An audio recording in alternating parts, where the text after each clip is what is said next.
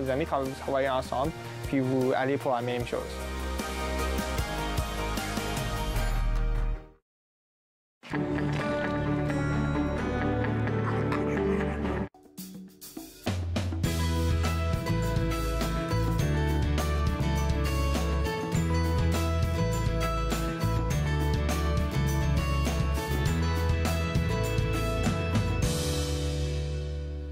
Bonjour et bienvenue à Entre nous, exclusivement sur les ondes de TV Rogers. Je suis Claude Andrea Bonny et je me ferai le plaisir de passer la prochaine heure avec vous. Je commence tout de suite avec des informations que j'aimerais partager avec vous, des choses qui se passent dans notre région.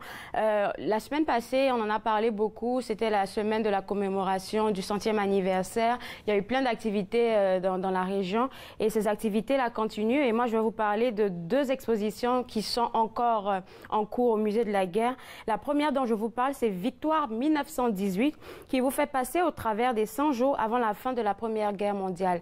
Donc, comme on en a discuté avec la personne chargée de cette exposition qu'on a reçue sur le plateau, je crois, il y a 2 semaines ou 1 semaine, en fait, c'est des images, c'est des mini-films, c'est des partages que vous aurez avec des personnes qui ont monté ce projet-là. Donc, imaginez que les personnes qui étaient sur le pied de guerre s'attendaient pas à ce que ce soit ce 11 novembre, là, le 100e jour, comme l'arrêt de la guerre. Donc, ils vivaient constamment dans la guerre et puis se demandaient s'ils allaient pouvoir revoir leur famille, pouvoir encore revoir leurs amis et toutes ces histoires-là. Donc, c'est des trucs vraiment touchantes, des histoires vraiment touchantes que l'exposition Victoire 1918 vous raconte. Donc, si vous voulez passer au travers de ça, si vous êtes intéressé par l'histoire sur tout ça, vous êtes invité à aller sur le site web du Musée de la Guerre pour savoir jusqu'à quand dure l'exposition. Mais je pense que c'est jusqu'en mars 2019 pour plus de renseignements et puis pour pouvoir vous procurer vos tickets, vous pouvez juste aller sur le site web et puis préparer votre visite pour cette exposition-là. Il y a une deuxième exposition au niveau du Musée de la Guerre qui se nomme Loin de chez eux. Une exposition assez poignante parce que Loin de chez eux, c'est une exposition qui met, je vais dire, à découvert toutes les personnes qui ont été mises, si je peux le dire ainsi, au second plan durant la Première Guerre mondiale. Donc, il y a des personnes dont on connaît les noms. Il y a des personnes tout de suite, quand on pense à la Première Guerre mondiale, on se dit, oui, cette personne a participé. Mais il y a des personnes qui ont travaillé aussi, qui étaient dans le background, qu'on ne connaît pas forcément. Et cette exposition-là, Loin de chez eux, essaie de vous montrer, de vous faire découvrir les personnes qui, on va dire, qui étaient au second plan. Et puis, peut-être que vous allez trouver quelqu'un de votre lignée là-bas. C'est toujours très intéressant de parcourir un peu l'histoire. Donc, si vous êtes intéressé, la deuxième exposition s'appelle Loin de chez eux. Donc, vous pouvez aller aussi sur le site web du Musée de la Guerre et puis prendre vos tickets, programmer votre visite de leur côté.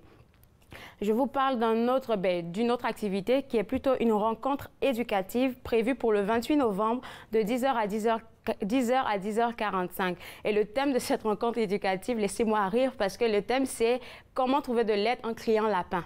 C'est assez drôle comme thème, mais c'est très important. Surtout, c'est organisé par le Conseil sur le vieillissement d'Ottawa pour les personnes âgées. Donc, qu'est-ce qu'elle nous a expliqué, la madame? C'était une activité qui vous aide à connaître exactement les différentes caractéristiques des numéros d'urgence tels que le 311, le 211 et le 911. Donc, essayez de savoir un peu qu'est-ce qui se passe au niveau de ces différents numéros-là.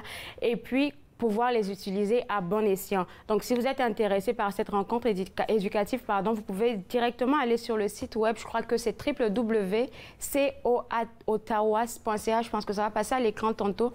Donc, vous visitez exactement. Merci. Donc, vous allez passer sur ce site web-là. Vous allez avoir tous les renseignements, c'est-à-dire le lieu de cette activité-là et puis comment ça va se dérouler. Il y aura des professionnels qui seront là sur place pour vous informer sur tout ce que vous voulez savoir. Vous pourrez poser des questions parce que rencontre éducative, on parle forcément d'interaction avec les personnes qui seront présentes, qui vont vous informer. Donc, super important, vous pouvez participer à cette activité-là.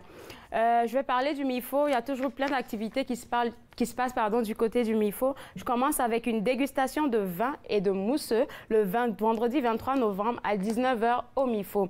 Alors, ils se préparent déjà pour le temps des fêtes, là. Donc, ils vous mettent un peu dans l'ambiance du temps des fêtes. Donc, vous êtes invité à une dégustation et plus à une explication. On parle de cépages par un sommelier, un expert sommelier qui sera là, je vais dire, si j'abuse pas, un expert sommelier, donc un sommelier qui sera là de l'autre côté avec vous au MIFO, qui va vous expliquer un peu pourquoi est-ce qu'on va utiliser ce vin pour le manger avec la viande ou peu importe, avec du fromage. Donc, si vous êtes vous êtes des amateurs de bons vins, de bonnes boissons, vous êtes invités au MIFO le vendredi 23 novembre à 19 h. Et puis, vous allez participer à cette activité. Donc, www.mifo.ca pour voir ce qui se passe avec eux là-bas le 23 novembre. En deuxième lieu, on a une autre activité au MIFO, mais ça, c'est un banquet de Noël, donc une semaine après le vendredi 23 novembre, c'est-à-dire le vendredi 30 novembre à 17 h 30, il y aura un repas de temps des fêtes, donc un vrai repas du temps des fêtes avec tout ce que vous pouvez imaginer.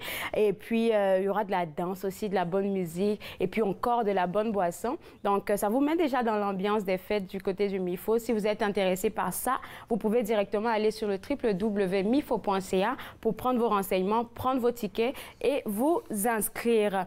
Aujourd'hui à l'émission, nous allons à la découverte du terme l'usure de compassion. Si vous êtes intéressé de savoir ce que c'est, je vous invite à rester connecté avec nous. Et aussi, nous recevons régulièrement ici à notre émission des représentants de Meet the Keeper qui, eux, ont pour objectif de protéger, de garder, de soigner, d'apporter une affaire favorable pour les animaux. Donc, si vous êtes intéressé par les animaux, restez connectés parce qu'on en parle tout de suite après la pause. OK, c'est bon.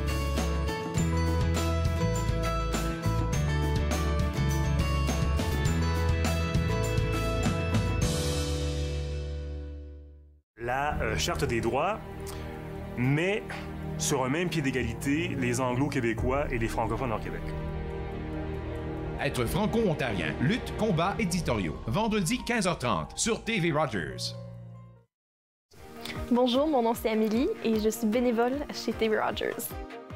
Pour moi, mon expérience a commencé en tant que bénévole parce que j'étais intéressée à en découvrir un peu plus.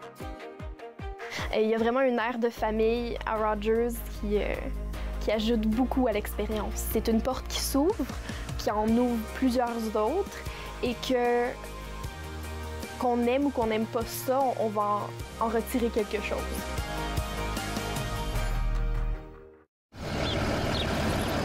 Bonne journée, mon grand. Je m'appelle Jacob, j'ai 6 ans et j'ai une amputation à la jambe gauche. Salut! Aujourd'hui, c'est une journée spéciale parce que je vais faire une présentation devant mes nouveaux camarades de classe. Ça, c'est ma jambe de natation.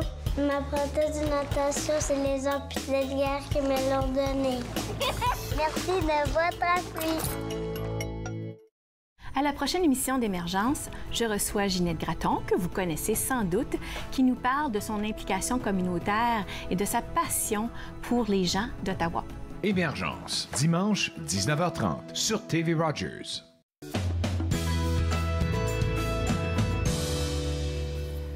De retour Entre nous exclusivement sur les ondes de TV Rogers. Je vous disais tantôt, on est avec aujourd'hui Jenny de Meet the Keeper, de l'organisme Meet the Keeper, mais elle n'est pas venue seule comme d'habitude. Tu es venue avec plein d'amis, de nouveaux amis que tu veux nous présenter.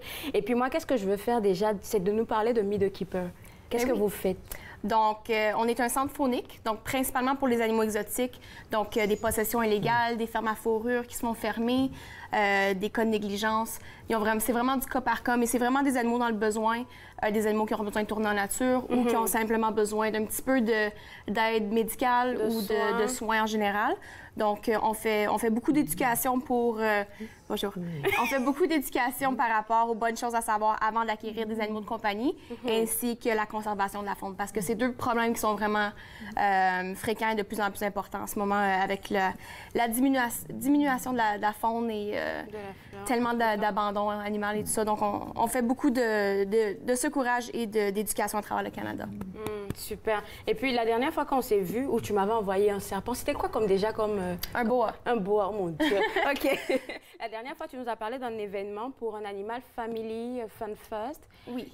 C'était quoi, une récolte de dons? C'était une récolte de fonds. C'est un festival familial qu'on a mis sur pied. On le fait à chaque année par rapport à un animal spécifiquement qui a besoin d'un petit peu plus d'aide financière. Et ça, c'était quel animal déjà? Donc, c'était pour un primate, c'était pour un macaque japonais qu'on a en main en ce moment. On est en train de faire une levée de fonds pour son transfert dans un sanctuaire de primates où il va pouvoir finalement rencontrer un primate pour la première fois dans sa vie et avoir une habitation un petit peu plus naturelle. Donc, nous, on l'a secouru.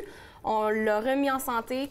Il a pris du poids, il a bâti des muscles. Il est vraiment parfait en ce moment pour son transfert. C'est vraiment une question de récolter les fonds maintenant. Et donc, il y a encore besoin de fonds pour son transfert? Oui, donc le montant total, c'était 4 600 $ pour son transfert, ses besoins médicaux et un vétérinaire pour nous aider à faire le transfert. En ce moment, il nous manque encore 1 600 $ pour son transfert. Donc, on arrive là, mais il y a encore un petit peu de chemin à faire. OK. Donc, pour ceux qui nous regardent, il nous reste encore 1 100 $ pour envoyer cet animal-là dans sa nature, rencontrer des personnes qui sont comme lui et puis vivre à l'aise. Donc, si vous êtes intéressé, visitez directement le site web et puis faites quelque chose si vous êtes gaga des animaux. Aujourd'hui, j'ai quelqu'un avec toi qui s'appelle Bella. Ben oui. Donc, Bella, c'est un de nos cas. Donc, comme j'ai mentionné tantôt, la plupart de nos animaux, c'est des animaux exotiques. Si c'est des cas vraiment critiques, on va accepter certains animaux domestiques. Bella, ici, c'était un cas de négligence extrême. Donc, on a reçu un appel à 10h30 le soir. Et on s'est fait dire qu'il y avait un chien qui avait été malheureusement battu par son ancienne propriétaire. Donc, on a décidé de l'accepter vu qu'elle avait besoin des traitements médicaux immédiatement. Wow. Donc, à son arrivée, elle avait une hanche de disloquée, des côtes de cassées. Tu vas aller sur le dos. Elle avait eu 3 portées. Elle avait seulement 2 ans et demi. Elle avait des infections aux oreilles, aux yeux. C'était horrible comme situation. Mais même après tout ça, c'était un ange. Donc, généralement, quand on reçoit des cas comme ça, c'est vraiment un cas de les remettre en santé, de les socialiser, s'assurer que c'est des bons animaux de compagnie. Puis après ça, on va leur trouver une famille à long terme. Mais on est tombé en amour. Et c'est un cas qui est resté avec nous. Comme vous pouvez voir, c'est un gros bébé qui adore vivre, qui adore la vie en ce moment, est en train de découvrir comment être un chien, ce qui est super le fun. Mais pour un basset, elle est vraiment chanceuse parce que généralement, quand il y a des fractures avec des bassets, sont tellement compacts, c'est tellement des chiens qui sont techniquement déformés à cause de la reproduction que généralement, c'est très difficile de les remettre sur pied. Puis elle, c'est un cas exemplaire, disons. Non, mais comment vous avez fait pour l'approcher après l'appel de 10 heures? C'était plus facile de l'approcher parce qu'elle ne vous connaissait pas. Exactement. Donc, généralement, avec des cas comme ça, surtout avec des chiens, il faut qu'on prenne notre temps, on ne veut pas les stresser. Généralement, ils sont déjà assez stressés comme ça. Et elle était en douleur. Mais premier 24 heures, elle était un petit peu plus sur ses gardes. Puis après ça, une fois qu'elle a commencé à avoir des traitements, des antidouleurs, des antibiotiques, c'est devenu un chien qui voulait juste avoir de l'attention puis avoir de l'amour. Donc, elle adore se coller, elle adore être très vocale. C'est un basset. Donc, elle adore hurler. Mais ça reste que c'est un chien qui a fait un rétablissement auquel on ne s'attendait pas. Ça a pris combien de temps pour son rétablissement? J'ai mal à entendre qu'elle a été battue et tout. Ben là... son rétablissement, jusqu'à temps qu'elle soit guérie de toutes ses infections et stérilisée, parce que ça, c'était vraiment quelque chose qu'on voulait régler. À 2 ans et demi, avoir 3 portées, c'était beaucoup. Donc, on l'a fait stériliser, on l'a toute guérie. Ça a pris environ 3 mois en tout, jusqu'à 60 rétabli. Bravo, Bella! Et puis là, on parle de sa future adoption. C'est ça? Celle-ci, on va la garder. On est vraiment tombés en amour. Mais, on a amené 2 animaux aujourd'hui qui sont en adoption. Donc, on a un petit peu plus un thème domestique aujourd'hui qu'exotique, comme on fait d'habitude. Mais Bella, elle est... C'est une exception. C'est une exception. On est tombés en amour avec elle. C'est tellement un chien qui a passé à travers tellement d'obstacles dans sa vie que... Je me demande si elle pourra encore avoir le courage d'aller comme loin de vous, peut-être. Parce que là... C'est un basset, donc elle suit son nez. Donc, s'il y a une bonne senteur dans les environs, croyez-moi qu'elle ne nous écoutera pas, elle va continuer à marcher. Mais ça fait juste partie de la race telle qu'elle. D'accord. OK. Donc, qu'est-ce que tu nous as apporté d'autre? Je vais aller chercher un autre animal. D'accord. Donne-moi 2 petites secondes. D'accord. Là, moi, tout de suite, là, je vous invite à faire des dons. Vous avez entendu l'histoire extraordinaire de Bella. Elle vient de loin. Donc, il y aura plein d'animaux comme ça qui sont chez Meet the Keeper. Donc, si vous êtes intéressé, visitez rapidement le site web ou même visitez leur Facebook sur barre de recherche www.Meet the Keeper. Et puis, vous allez avoir toutes les informations pour eux. On a une tortue! Donc, ça, c'est Moana. Moana, allô? C'est une de nos dernières arrivées. C'est une tortue terrestre à pieds rouges. Donc, celle-ci a seulement 6 ans. Ils viennent d'Amérique centrale. Donc, on les a pas naturellement dans ce coin-ci. C'était un cas de négligence, encore une fois. Donc, comme vous pouvez voir, sa carapace n'est pas ronde et toute douce. Généralement, il devrait être complètement rond et très, très lisse. Chaque bosse sur le dos d'une carapace, d'une tortue, c'est vraiment une côte. Une côte? Donc, comme dans une situation comme ça, elle est vraiment déformée. C'est une cause de malnutrition, manque de lumière UV. parce que c'est des animaux qui vivent naturellement à l'extérieur, à la chaleur, à l'humidité. Oui. Donc, elle vivait dans une boîte à recyclage.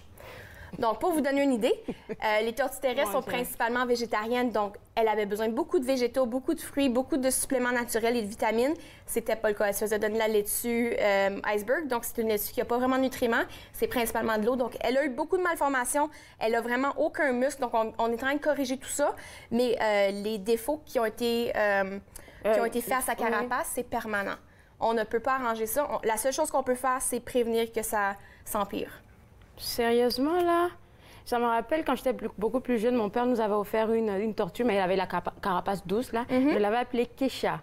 Puis elle était beaucoup plus calme, en tout cas, comme toutes les tortues, je dirais. Oui. Mais là, OK, donc là, elle est partie pour une adoption. Hein. On parle non, donc les tortues ainsi que les lapins, ce sont les deux animaux qui sont délaissés le plus souvent à travers le monde. Non seulement en Amérique du Nord, mais vraiment à travers le monde. Ça vit trop longtemps.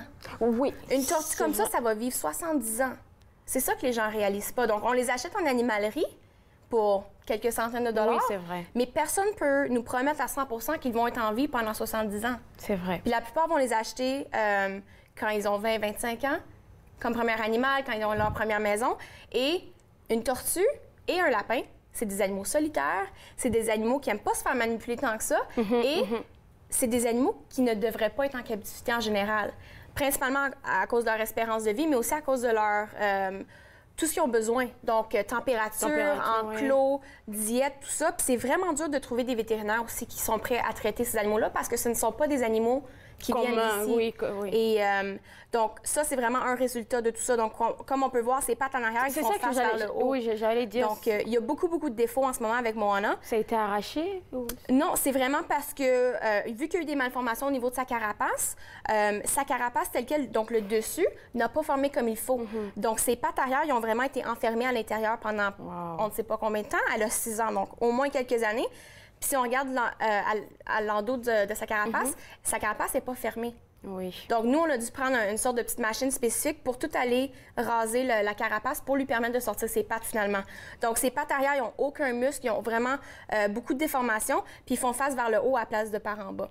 Donc, c'est vraiment des choses qui pourraient être évitées si les gens faisaient des recherches. Oui. Avant d'acquérir un chat, un chien, une tortue, un perroquet, quoi que ce soit, 80 des animaux sur le marché, c'est des animaux qui ne devraient pas être en famille. Vous faites un travail vraiment extraordinaire. Je pense qu'on va prendre une pause et il y a de nouveaux amis qui nous attendent. Oui. OK.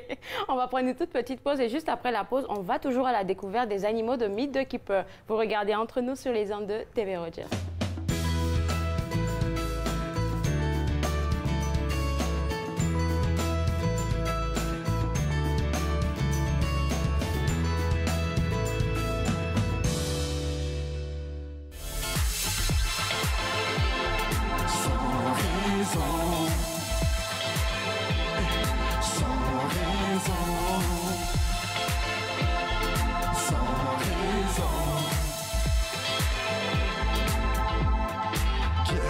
Moderne, solide il est, de loin ou de près, amour secret, 24/7, se présente des efforts, horaires de business, et le bonheur qui s'endort, nouveau décor, ici la cité d'or, sombre trésor, pour purifier son corps, méditation. Action dans le calme, fleurs en saison, étincelle qui s'enflamme, étoile à l'horizon. Quel est ton nom, soleil des 4 saisons? Emporte-moi comme une chanson perdue dans le son. Haute vibration, au loin l'attention, échappe-toi sans raison et sans raison.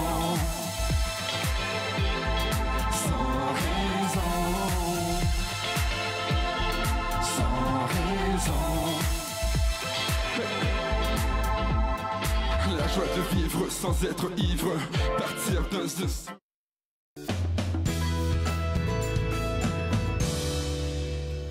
De retour à Entre nous, exclusivement sur les ondes de TV Rogers, je suis sûre que vous allez tomber en amour. Je suis sûre que vous allez tomber en amour parce qu'on a 2 bébés là. Jenny, c'est qui que tu nous envoies? Donc, on a Einstein et Oreo. OK. Encore une fois, 2 animaux qu'on ne prend pas généralement à notre centre faunique, mais c'était un cas d'abandon et c'était un cas d'urgence parce qu'ils faisaient face à l'euthanasie. Donc, on a eu une chance de les sauver. Donc, il y en avait 4 en tout. Les 2 autres ont été adoptés. Ça, c'est nos 2 petits derniers qui restent. Donc, c'est 2 petits garçons de 9 semaines qui cherchent toujours une maison. Encore une fois, c'est des animaux qui sont quand même assez communs, mais que ce soit, comme j'ai dit, un chat, un reptile, un lion, quoi que ce soit, il faut faire notre recherche. Parce que c'est pas tout le monde qui sont un bon mix avec des chats ou des chiens ou des hamsters ou quoi que ce soit. Donc, ces 2 petits garçons-là, ils attendent toujours de trouver leur famille. Donc, on a décidé de les amener ce matin pour peut-être passer le message un petit peu, voir si quelqu'un est intéressé de les adopter. Oui. C'est juste 2 petits bébés, donc ils sont super, super affectueux. Attention. Oh oui. Pas que tu fasses mal. Donc, c'est des cas d'abandon. Ils viennent du Québec. Quelqu'un les a trouvés quand ils étaient bébés. Un refuge pour les chats les a pris en main. Donc, Liane, avec le refuge pour les chatons errants, les a pris à Gatineau. Et elle, malheureusement, elle était pleine. Donc, elle nous a demandé de les aider parce que la SPC de Gatineau n'avait pas de place non plus. Donc, on les a pris en main. On leur a trouvé 2 maisons sur 4 à date. Puis là, on cherche vraiment une maison pour les 2 petits derniers. Ensemble? Pas nécessairement ensemble, mais c'est toujours recommandé d'adopter des chatons ensemble parce que ça joue tellement puis ça se garde occupé. Mais idéalement, juste leur trouver une maison soit individuellement ou les 2 ensemble. Super. Ouais. Et puis là, si vous êtes à la maison, encore, ça, c'est pour une adoption. Hein. Ça, c'est vraiment pour une adoption. Je suis sûre que vous êtes tombés en amour, là. Donc, faites quelque chose. Comment on peut faire pour entrer dans le processus d'adoption avec vous? Donc, principalement, c'est nous envoyer un courriel ou un message Facebook, quoi que ce soit. Puis après ça, il y a vraiment un contrat d'adoption de base qui mentionne que les animaux doivent être stérilisés, doivent être gardés en main, donc nourriture, un toit et de l'eau. Tout le temps doivent être disponibles. Donc, c'est des animaux de compagnie. Oui. Et on fait une petite visite un mois plus tard pour s'assurer que tout va bien et que les animaux sont bel et bien... pris en main de la bonne façon. Ça, c'est vraiment quelque chose qu'on aime faire, c'est vraiment faire des visites par la suite parce que c'est pas tous les animaux, exactement, c'est pas tous les animaux qui s'ajustent très bien partout, donc on fait toujours des visites par la suite. Mais là, en ce moment, ils ont 9 semaines, donc il est vraiment temps de leur trouver une bonne petite maison. Famille, ils mangent super bien. C'est 2 petits garçons pleins d'énergie, comme vous pouvez voir. Oui. Ils veulent constamment jouer, mais... non, c'est vraiment des bons petits animaux de compagnie. Puis c'est beaucoup mieux que la plupart des animaux qu'on trouve en animalerie. Mais un chat, quand même, ça peut vivre 12 à 18 ans. C'est vraiment quelque chose qu'il faut penser quand même. Il y a des litières, il y a quand même des comportements un petit peu plus naturels. Et le dégriffage commence à être de plus en plus contredit dans les cliniques vétérinaires aussi. Donc, c'est pas tout le monde qui sont prêts, pas tous les vétérinaires qui sont prêts à dégriffer, puis il y a beaucoup de gens qui pensent encore au dégriffage de nos jours. Donc, on le mentionne tout le temps que... Bon, tout le monde veut jouer. On mentionne tout le temps que de faire vos recherches, contacter votre vétérinaire, acquérir des prix avant même d'adopter n'importe quel animal, les vaccins, vermifuges, stérilisation, tout ça, c'est super important. Oui. C'est pas tout le monde qui peut se le permettre non plus. Donc, des animaux, ça vient avec beaucoup de dépenses aussi. C'est ça. Moi, on a parlé de rencontres éducatives que vous faites chez vous. Est-ce qu'avant de lancer l'adoption comme ça, quand les personnes arrivent, le formulaire, peut-être, il est rempli, est-ce que vous faites des séances d'éducation un peu? Absolument. Okay. Donc, d'habitude, on passe environ 1 heure avec n'importe quelle famille d'accueil qui sont intéressées. C'est vraiment une question de savoir si la famille est une bonne... c'est ça, oui, je comprends. Ouais. Une famille qui pourrait s'adopter de la bonne façon avec n'importe quel animal. Donc, on fait vraiment des rencontres, on s'assure que c'est un bon match. Et après ça, c'est une question de remplir le document et des visites par la suite aussi. D'accord. Donc, l'événement, on va revenir encore sur les 1 100 $. Est-ce que tu pourrais rappeler déjà à ceux qui nous regardent, qui nous manquent encore des sous? Absolument. Donc, on est en train de faire une levée de fonds en ce moment pour un de nos primates qu'on a secouru. Ce primate-là, il se dirige dans un sanctuaire de primates. C'est le seul au Canada en ce moment. Donc, on est en train de récolter les fonds pour son transfert. Il nous manque encore 1 600 $ pour son transfert. Donc, on est en train de récolter ça.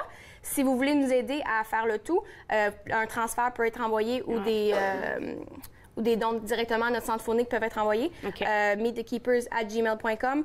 C'est super apprécié. C'est vraiment notre but, c'est de le transférer dans un endroit qui est beaucoup plus naturel pour lui. OK, super. Et puis, il y a un deuxième événement aussi qui s'en vient pour le mois de novembre. C'est une marche, je crois? Oui, donc c'est un autre levée de fonds qu'on fait. On le fait à chaque année.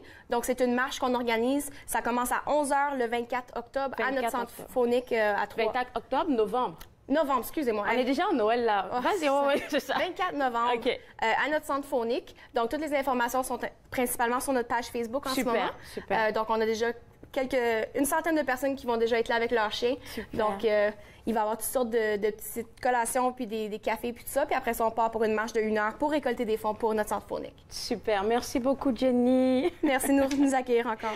Alors, si vous êtes intéressé, vous êtes gaga des animaux, moi, je suis tombée en amour tout à l'heure avec les chatons, là. Et ils sont pour l'adoption. Donc, si vous avez besoin de renseignements ou vous voulez savoir comment ça fonctionne, visitez leur page Facebook ou même encore leur site web pour savoir un peu comment ça se passe par rapport à l'adoption et puis voir un peu quel est leur travail là-bas. Ils font un travail extraordinaire. On prend une toute petite pause et juste après la pause, on va parler de l'usure de compassion. Vous regardez Entre nous sur les ondes de TV Rogers.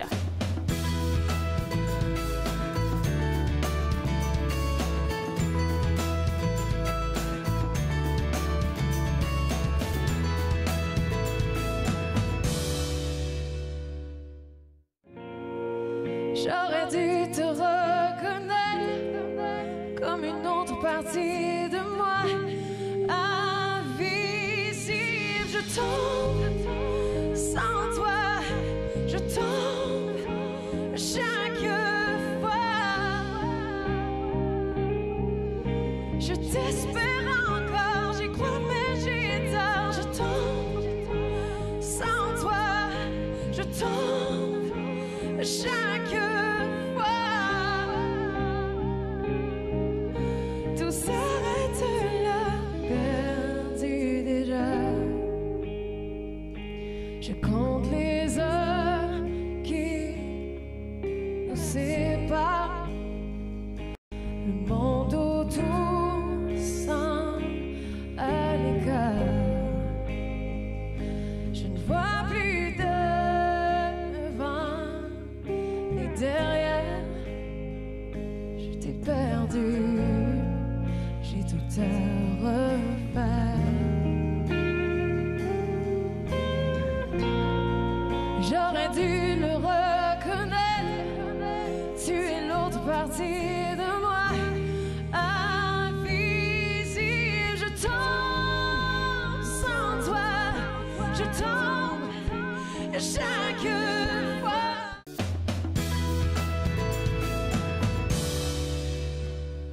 De retour à Entre nous, exclusivement sur les ondes de TV Rogers, j'ai avec moi Madeleine Fortier qui va nous parler de son nouveau livre, L'usure de compassion.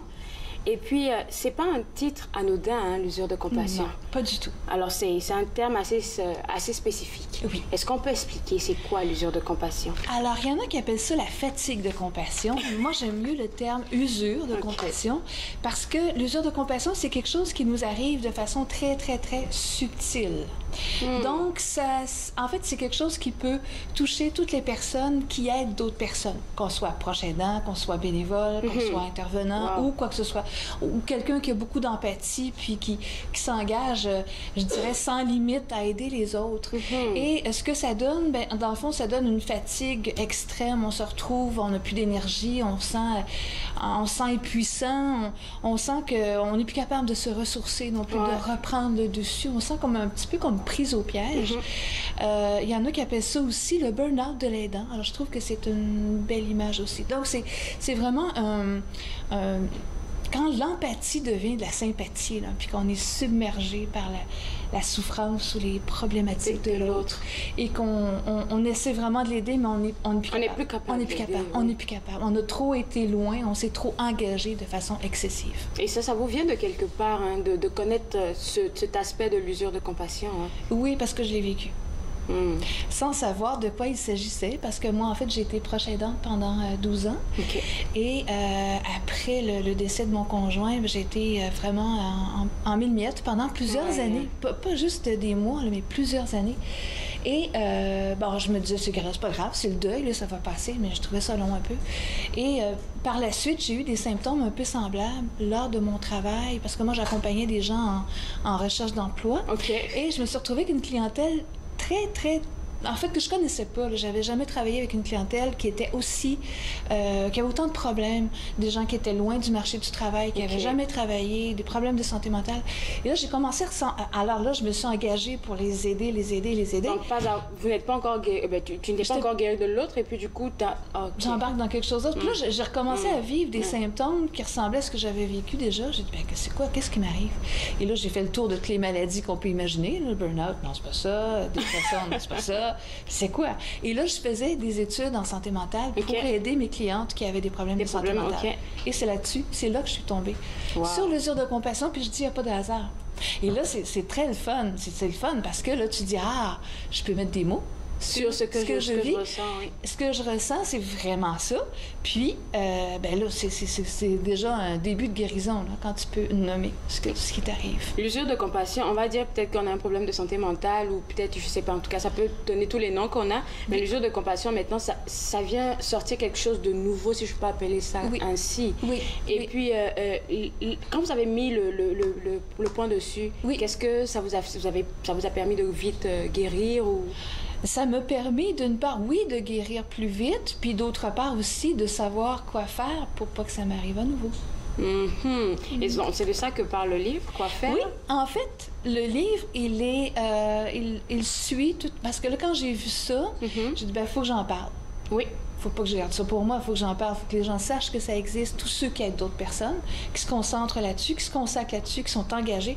Alors, j'ai commencé à donner des ateliers, des conférences, proches aidants, intervenants, bénévoles en soins palliatifs.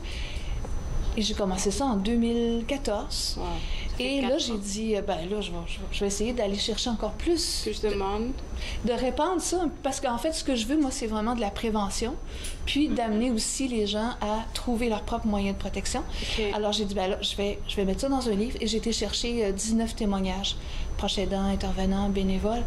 Plus le mien. Plus des outils que j'ai mis dedans. Puis des outils aussi que j'ai créés directement pour le livre. Est-ce qu'on pourrait parler de quelques outils, juste mentionner 2 ou 3, là, pour notre simple curiosité?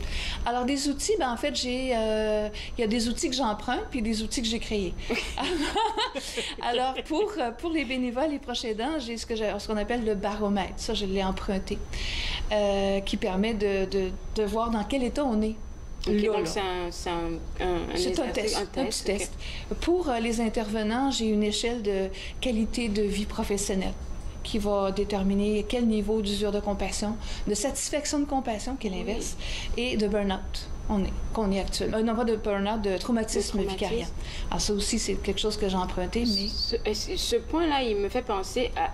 Donc, c'est pas seulement des proches aidants, donc ça peut être dans le milieu du travail aussi. Absolument. Absolument. Donc, c'est vraiment toutes les personnes qui aident d'autres personnes qui peuvent être susceptibles de souffrir d'usure de compassion. Et c'est important, je trouve que c'est extrêmement important qu'on puisse nommer ce mal-là, parce que je peux aller voir le médecin puis dire, ben monsieur le docteur, bon, OK, lui, il me dit, j'ai une dépression. OK, j'ai une dépression, donc il me donne des pilules. Je me soigne, je reviens. Mais j'ai pas changé ma façon d'agir, j'ai pas changé ma façon d'aider. Alors, je pense que ça va être important de plus en plus qu'on soit conscient de cette chose-là, que ça existe, pour justement pouvoir dire, ben OK, je pense que j'ai des symptômes qui ressemblent à ça, il faut que je fasse attention, puis il faut que j'arrête de trop donner puis de m'oublier, il faut que je me rappelle que je suis une personne aussi. Est-ce que l'usure de compassion, on peut la mettre dans le même panier que la santé mentale ou elle est inclusive à la santé mentale? Ben, je pourrais pas vous dire. Moi, je dirais, je l'inclurais dans les problématiques de santé mentale parce que c'est comme ça que pratiquement les mêmes caractéristiques, je dirais. Il peut avoir des caractéristiques semblables par rapport à d'autres problématiques de santé mentale, effectivement. OK. Mais ça a des causes complètement différentes. Oui, c'est ça. C'est ça le nœud de la chose. Hein. Comment on peut mieux se protéger de ça? Il y a plusieurs façons. En fait, je dirais qu'il y a autant de façons de se protéger que d'individus. Mais disons que il y a quand même des choses qui ont été nommées, que je trouve qui sont revenues quand même assez souvent. OK. Ce qui est important, c'est d'avoir de l'autocompassion envers soi-même.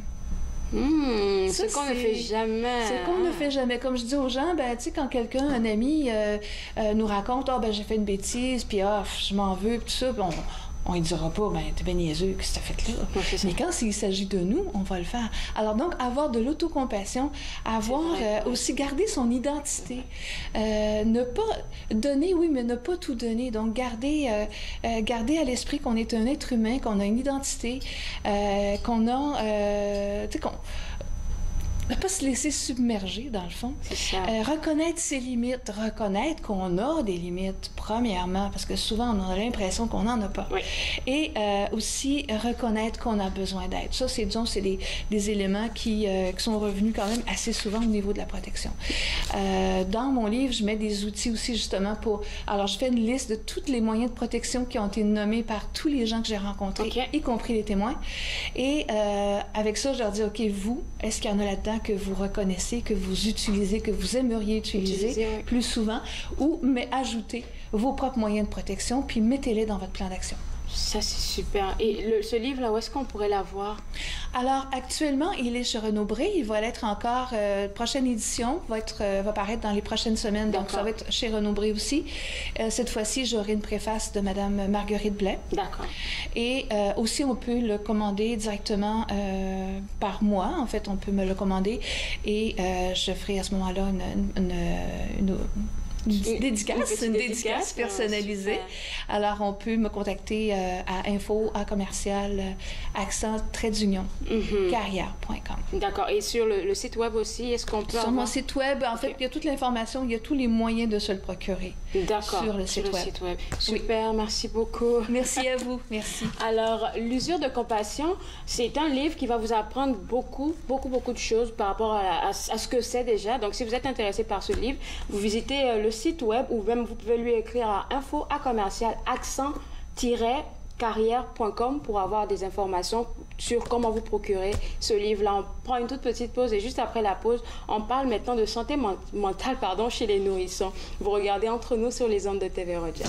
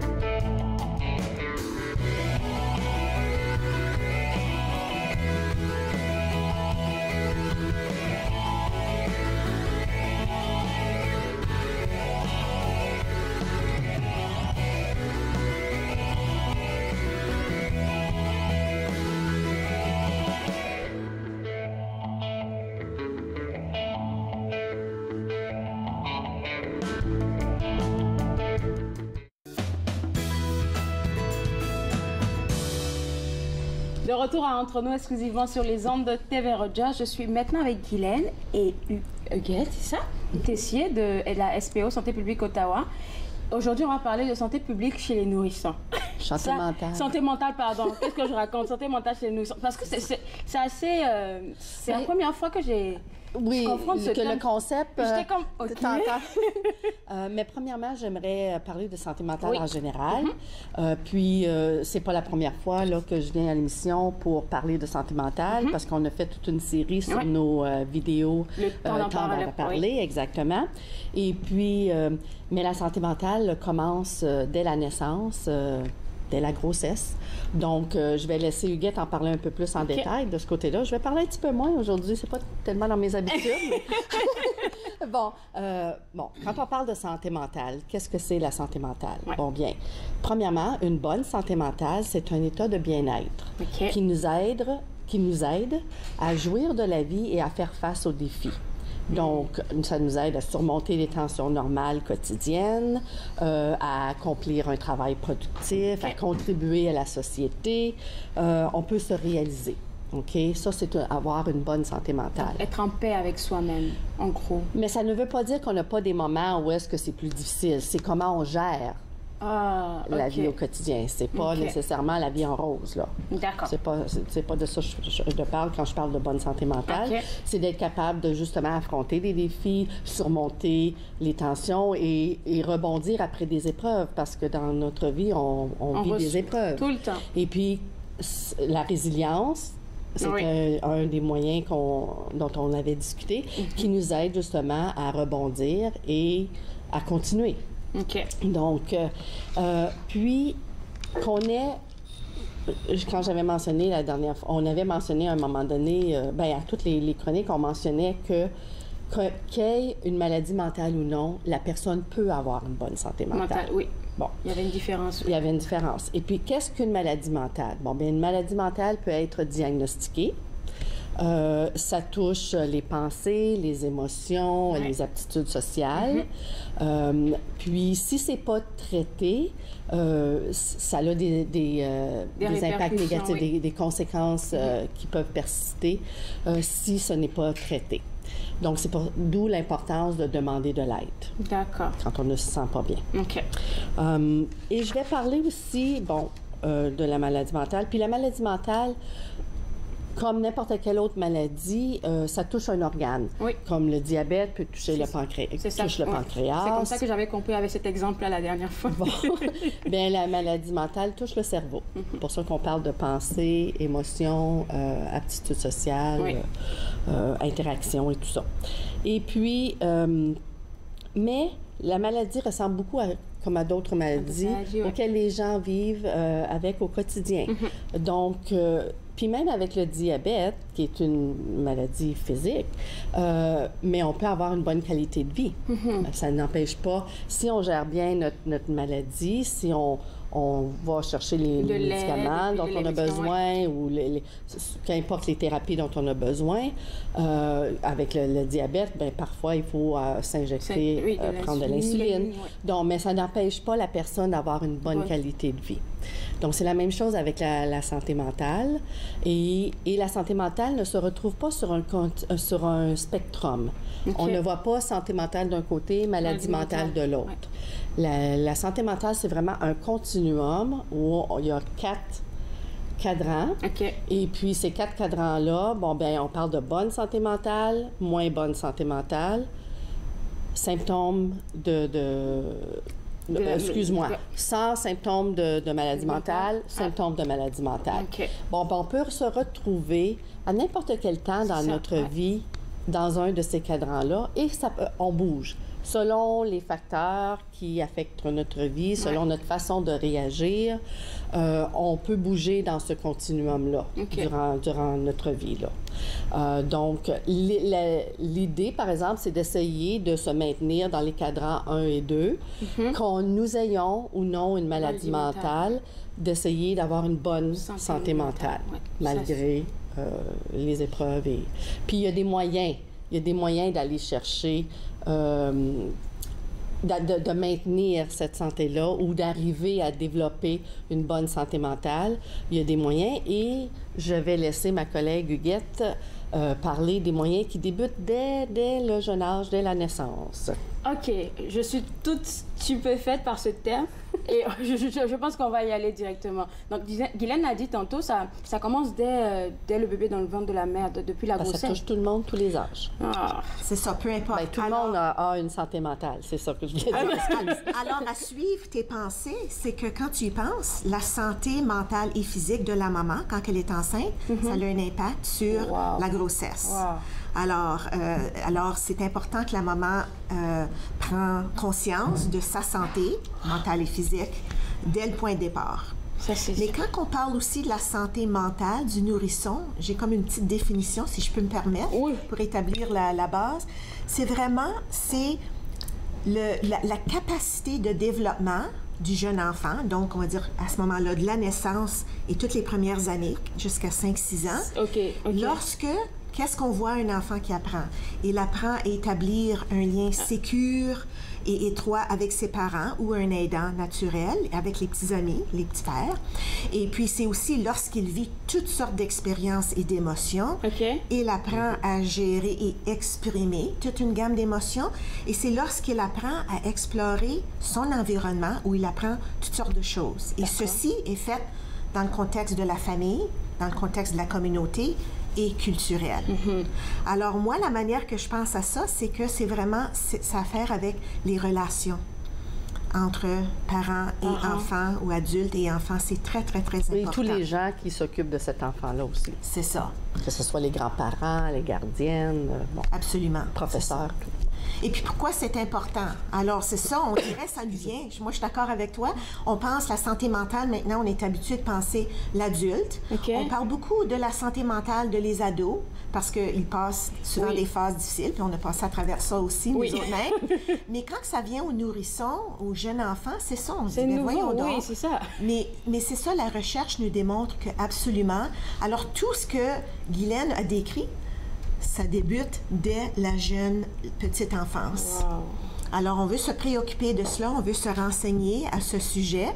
Et puis, pourquoi c'est important? Bien, on le sait que la santé mentale a le potentiel d'avoir un impact sur la vie d'un jeune enfant à court terme et à long terme. Je pense qu'on va continuer après la pause. On va parler des caractéristiques, là, je pense. OK. On prend une toute petite pause et juste après la pause, on continue de parler des caractéristiques de la santé mentale chez le nourrisson. Vous regardez Entre nous sur les ondes de TV Rogers.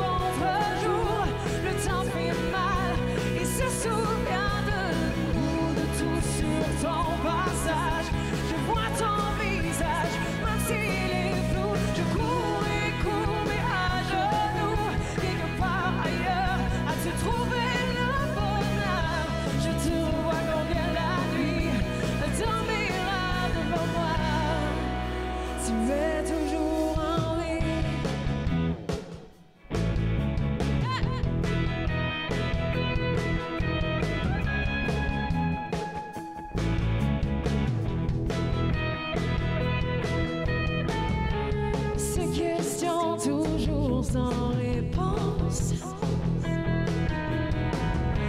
Tu m'as laissé sans aucun indice. Oh, oh, plus je creuse et plus je m'enfonce. Fais-moi un signe si tu existes. Pourquoi du jour au lendemain?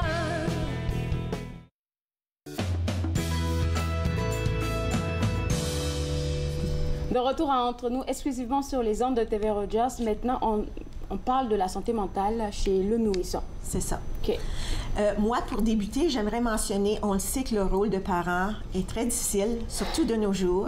Donc, c'est important que le parent prenne soin de sa santé mentale et physique pour être en mesure de prendre soin des besoins des tout-petits. Alors, ça, c'est très important. Établissons ça dès le début. Oui, c'est ça. C'est vrai.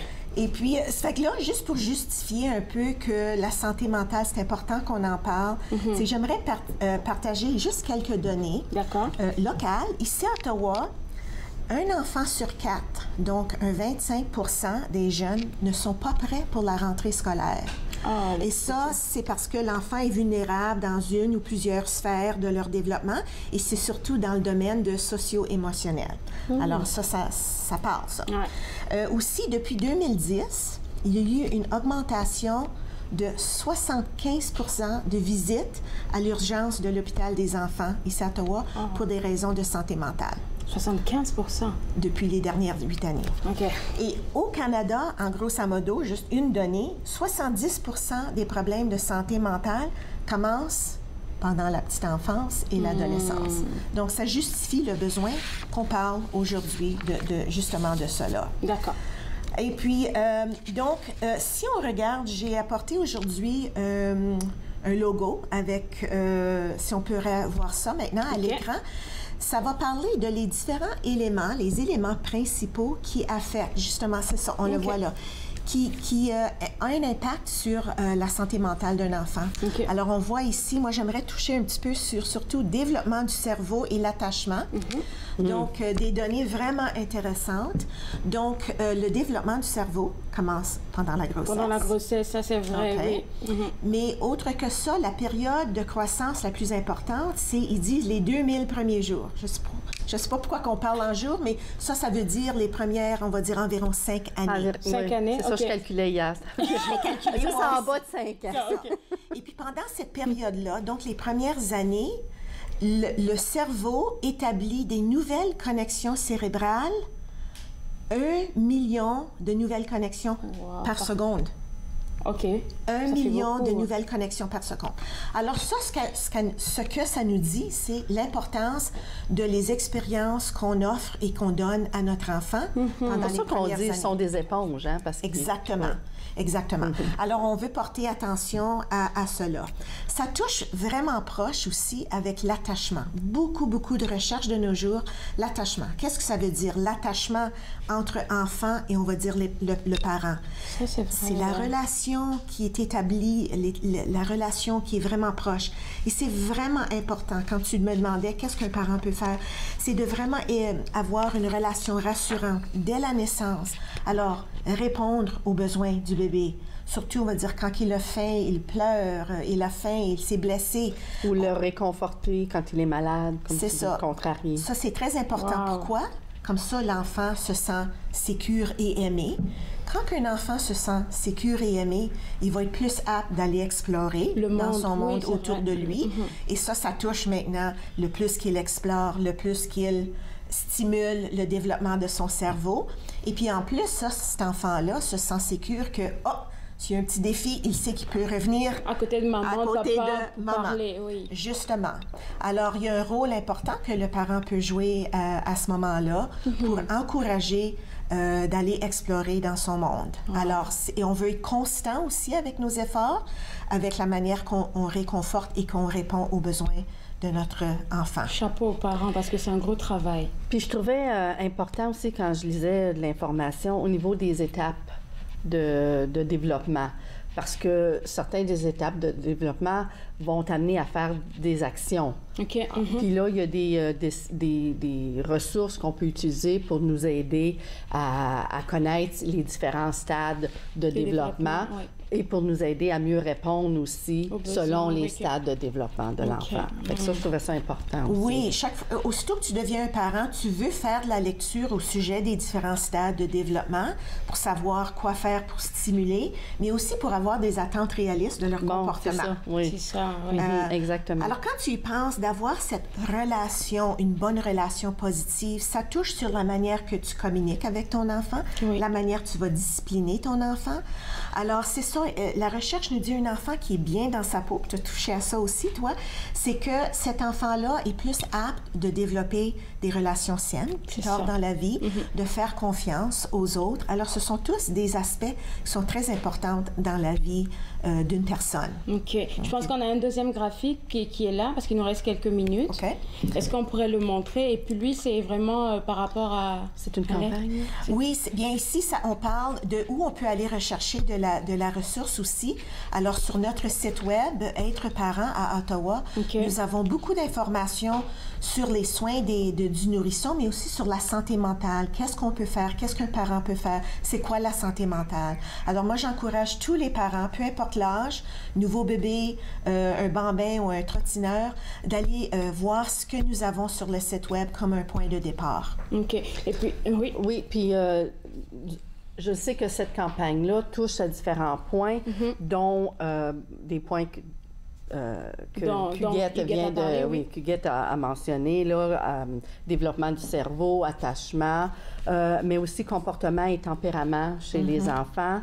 Le sentiment d'agentivité. Ça, j'ai trouvé ça difficile à comprendre. Bien, ça, c'est la capacité... De faire des choix. De faire des choix, d'être capable de prendre des décisions. Et ça commence depuis le bas âge.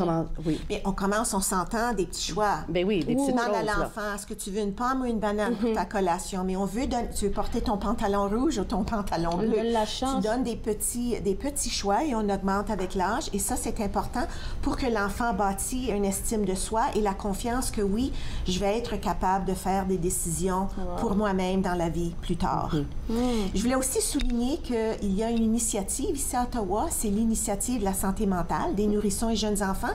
Ça fait plusieurs années que c'est vraiment un rassemblement de différents fournisseurs de services à travers toute la ville d'Ottawa qui tiennent à cœur la santé mentale et qui se sont rencontrés pour justement faire de la promotion, de la sensibilisation de la santé mentale du nourrisson, parce que c'est un peu du nouveau, c'est ça. Et puis, ils ont aussi eu une campagne, justement, l'année passée. Imagine-toi le titre de la campagne, c'est super beau. Prenez le temps, chaque moment compte dans la vie d'un enfant. C'est beau, hein? Alors, c'est ça, c'est de prendre avantage de les moments. C'est sûr qu'on ne peut pas faire tout à 100%. Il n'y a aucun parent qui est parfait. Super, on va partir à la pause. On revient tout de suite après. On prend une toute petite pause et juste après la pause, on revient. Restez connectés.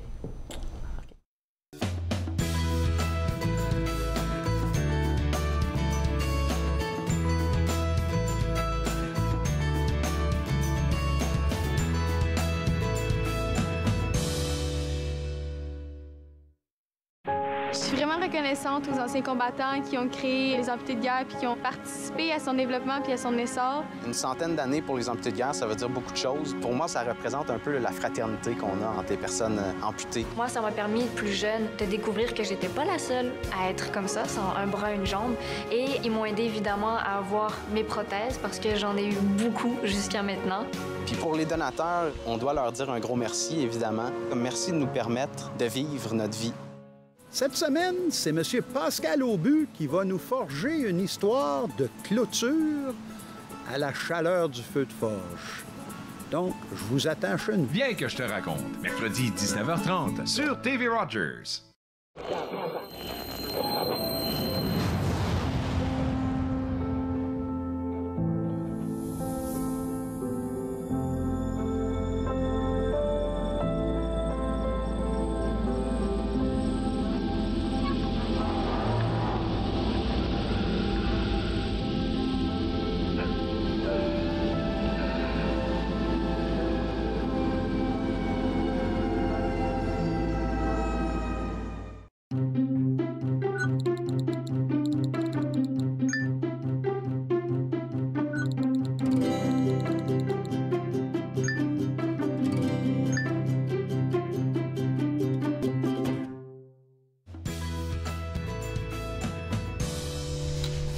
De retour entre nous, exclusivement sur les ondes de TV Rogers. Hey, Guylaine Gratton nous quitte bientôt, mais par là. Oh, mon Dieu! C'est pour toi. Que c'est gentil. Ça me fait plaisir. Oh my God! Fait que là, toi, tu veux prendre ta retraite, toi aussi, je suppose? Oui. T'en micro. Oui, écoute, ça fait combien de temps que tu fais... Oh mon Dieu, ça fait au-dessus de 15 ans, je pense, là, comme dans les débuts d'entre nous, puis même avant, avec les chroniques santé qu'on enregistrait là, avec Pierre Lavigne. Ah mon Dieu, OK, oui. Ça remonte de loin. Ça remonte de loin. Tu vois comment on prend soin de notre monde. Oh, c'est très gentil. Puis je te prends un gros câlin à la fin. Oui, absolument. Ben merci beaucoup. Oh my God. Wow, c'est Ben là, sweet. je vous ai coupé dans vos choses, là, mais on va laisser le mot de la fin, madame. OK. Ben, encore félicitations et puis merci pour tout ce que tu nous as appris. En tout cas, pour moi. Alors, ben là, Ginette Gratton... excusez-moi, Guylaine, non, mon Dieu. Guylaine nous quitte bientôt et puis vous n'allez plus la revoir, mais vous pouvez tout de suite aller sur le www.spo.ca pour vérifier ce dont on a parlé aujourd'hui et puis visiter encore le site web c'est le www.smge.ca pour savoir tout ce qui se passe par rapport à la santé mentale chez les nourrissons. Je me suis fait le plaisir de passer 7 heures avec vous. On se voit demain. Au revoir. Bon, bien, c'est fini. Faites-nous part de vos commentaires en composant le 613-521-2323 par courriel sur Facebook et Twitter.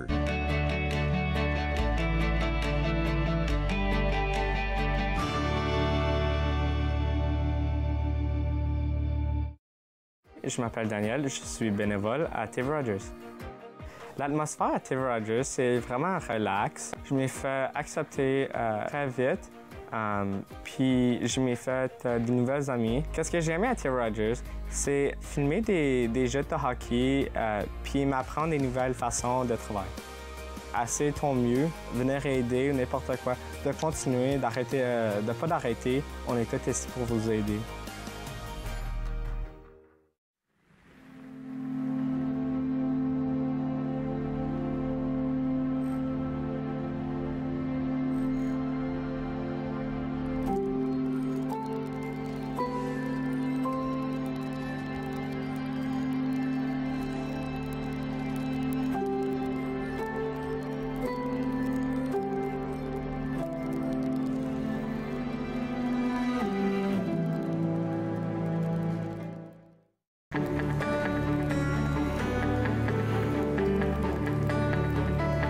Regardez TV Rogers, Ottawa.